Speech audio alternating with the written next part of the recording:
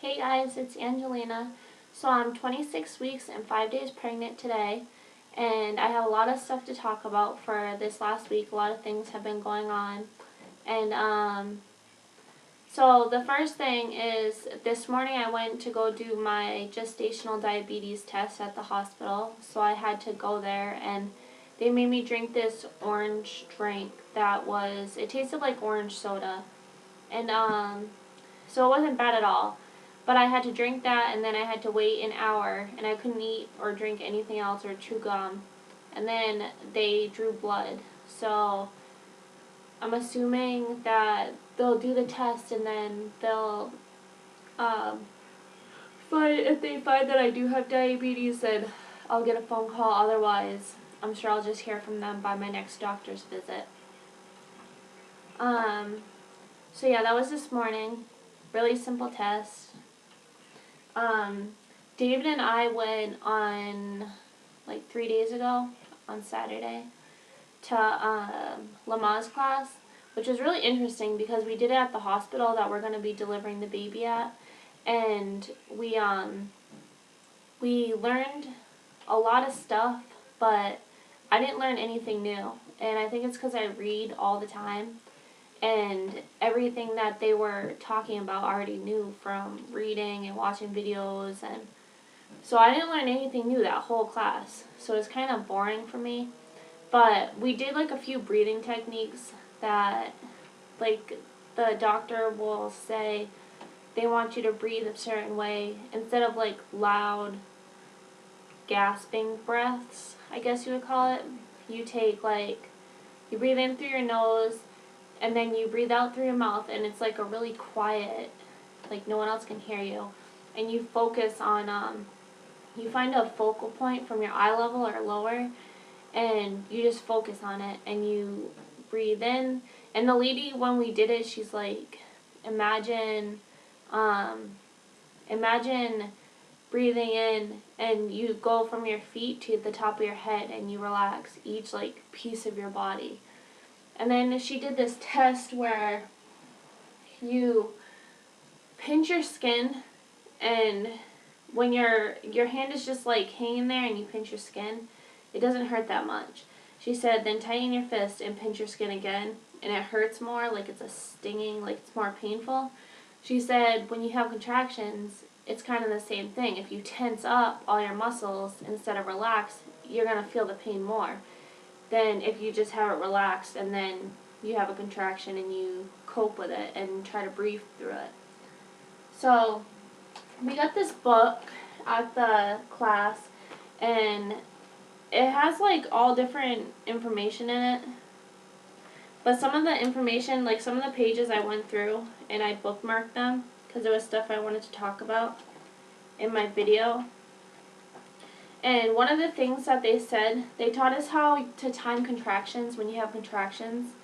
And there's two ways to do it. There's you time from the frequency from the start of one contraction to the start of the next contraction.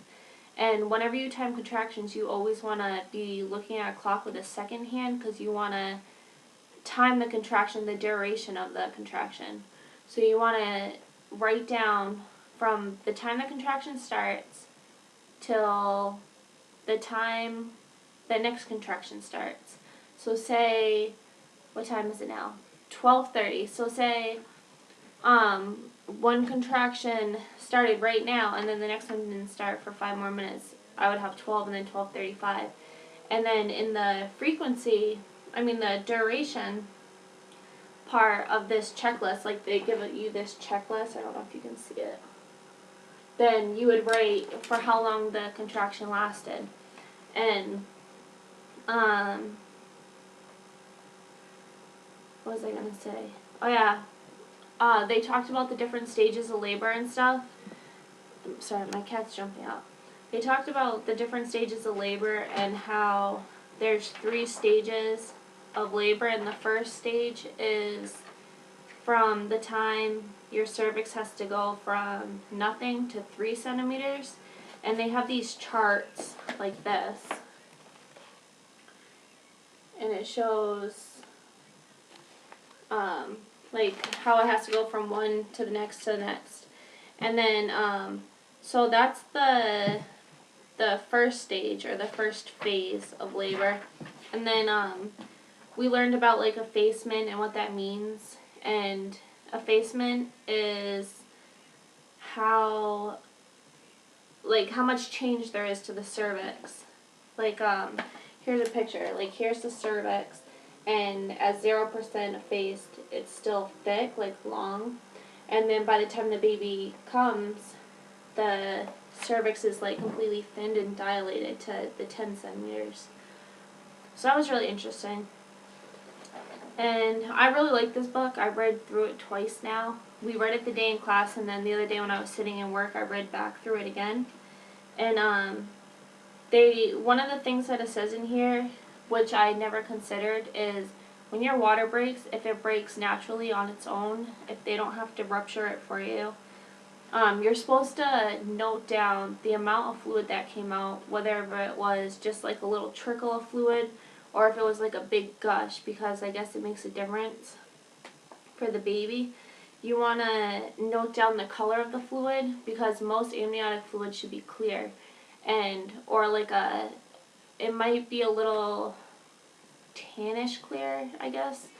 But you want to note the color because sometimes it might be green, and if the fluid's green, then the doctors need to know this, because that means that when the baby is eating and digesting stuff through the amniotic fluid and releasing it back into it, it's stuff called, let me see if I can find the name of it. I don't know the name of it, but it's the baby's bowels. And if your amniotic fluid comes out green, then that means the fluid's thicker, and the doctors need to know that for the baby because of his lungs or her lungs, to know like it might be harder he might have like breathing problems or something. So you want to note the amount of the fluid that comes out, the color of the fluid, the odor of the fluid, if like what it smells like, and then the time of the rupture, because from the time your water breaks until like 24 hours, the baby should be out. So yeah, that's one thing we learned.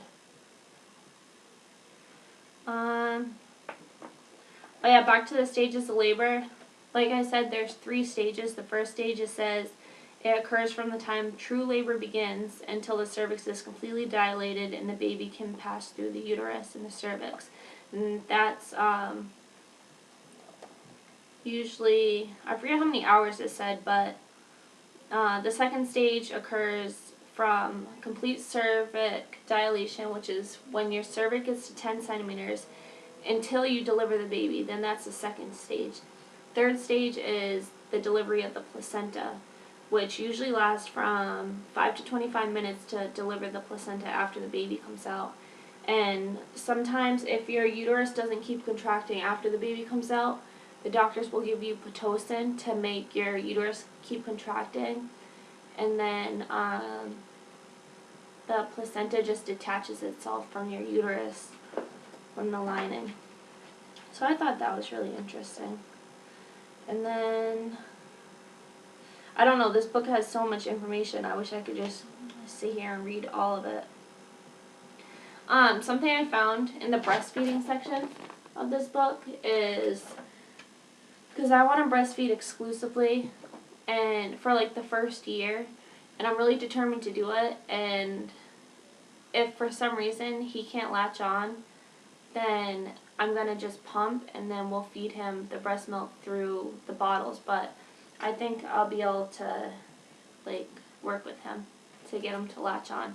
But this book says that the World Health Organization recommends exclusive breastfeeding for the first 6 months of a baby's life. And it's based on Bailey. It's based on scientific evidence that shows benefit for the infant's survival and proper growth and development. And the breast milk provides all like the antibodies protects them against infection, all that kind of stuff.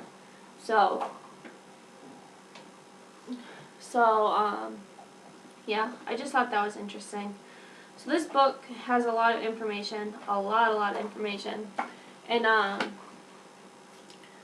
yeah, so that was the class. Really simple, really boring. It wasn't like I thought lamaz class you'd be sitting on the floor and doing these breathing techniques, and it wasn't like that. It was just like we watched a video that shows the process of birth, and then we watched a cesarean video that shows like what happens during a cesarean. And yeah, so that was all for the class. As you can see, I am in Jordan's room. We still don't have, I'm going to get the crib.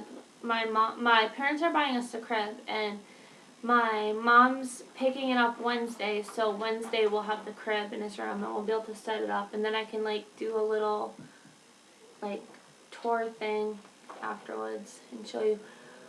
Because we don't have much in here right now. We have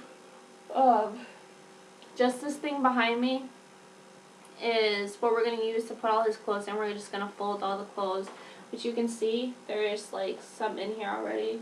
There's newborns and 3 to 6 months. And then down at the bottom is receiving blankets and like bibs and stuff. And then pajamas and little tiny shoes. And yeah, so that's what we're going to use for his clothes. And then we just got the changing table, which is actually right there. I don't know if you can see it. But yeah, that's our changing table. And, sorry. And, so yeah, we have the changing table. And I also got, the other day, a lady I work with got this for her daughter. And her daughter didn't want to use it because it wasn't the right color or something. So I got a breastfeeding pillow, my Boppy pillow, which is awesome. And, some stuff. I've been shopping a little bit. Like, I'm trying not to buy a lot because I know for the baby shower we're probably going to get a lot. But I have bought a couple of outfits, so I want to show you guys. I got him this cute little, has an alligator butt. And then this is the front of it. And then this is 0 to 3 months, so maybe he might be able to wear this home from the hospital. Because he's going to be born in August and it's going to be really hot. And then I bought him this little outfit in Old Navy the other day, which I thought was really cute. The bottom of it. And then this one's my favorite. His little surf outfit. This is from Old Navy too. And then I'm not sure if I already showed you guys or not, but I'll show you anyways. I got him these little onesies. So we have sports one, then we have future quarterback one. And then we have Daddy's number 1. A property of mommy one. Really cute. And then this little one that doesn't have anything written on it. So that's what we got so far. And my baby shower is June 5th, so it's coming up within the next few weeks. And then I'll have the room full. The room will just be completely full of stuff, so I'll have to do another video then. And I made something for him, so I'm going to show you guys. I love to draw, and the other day in work, I drew this picture. So it has the little baby handprint and then the hand reaching down with like the sun rays behind it. And we're naming him Jordan Isaiah. So I put his name. And I made all of this. I drew it myself and I made all of it and then I framed it. And we want to do zoo animals in this room, so I put the little zoo animals. And then the gorilla, let me see, gorilla and the elephant at the top. But yeah, that's what I made for him. I thought it was really cute. So, I'll show you guys my belly. And this is, I'm almost 27 weeks, just 2 days away, so I probably won't do a video next week. I'm not sure. Depends on if I have anything to talk about. But I'll show you my stomach for now. So this is my stomach at 26 weeks and 5 days. And then this is what it looks like with my shirt up.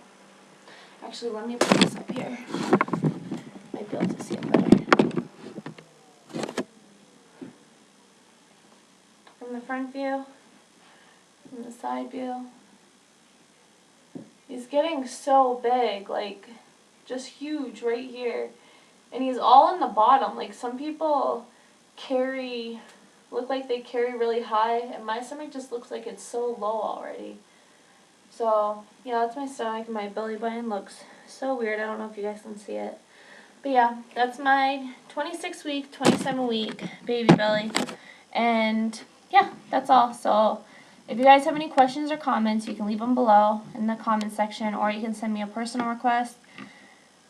And I'll try to update next time I have more stuff to talk about. But thanks for watching. Bye.